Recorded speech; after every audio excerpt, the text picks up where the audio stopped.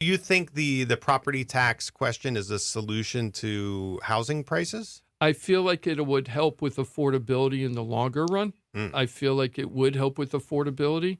And the other thing I'm Yeah, I don't wondering, see it that the way. other thing, how come? Just because I think so, qualifying people for a payment, and part of that payment you qualify for is the property tax bill. So if your tax bill is going to be less, right, then that means you qualify for a bigger principal and interest payment. And if you qualify for a bigger principal and interest payment, you can do a bigger loan, more expensive home than if the property taxes were higher. So is it gonna solve housing affordability? There's a study out right now. So there's two people complaining. I'm so glad he didn't even know the articles I brought up, but that's awesome that you moved right into that.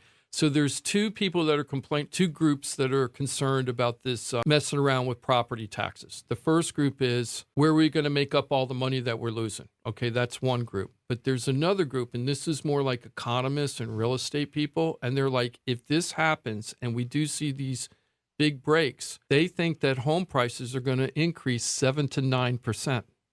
And if they're thinking 7 to 9, I bet you it's going to be 10 to 15. Well, you're going to have a lot of people that, maybe this isn't their quote unquote primary residence, but they're here for a good amount of time. They're going to, I would imagine those people are going to, or it's going to become more attractive for this to be your primary residence already. Sure. So you're going to have people moving here because of that. That's going to cause our prices to increase. The same reason like people do come here to Florida for income tax purposes, right?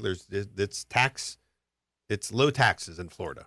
And so having it as your primary residence, your resident state, is beneficial from a tax perspective. But when they move down here, this is what they find out when they move down, right? And I'm not saying, I love Florida. It's paradise. I live here on purpose. I live here because I want to, not because I have to.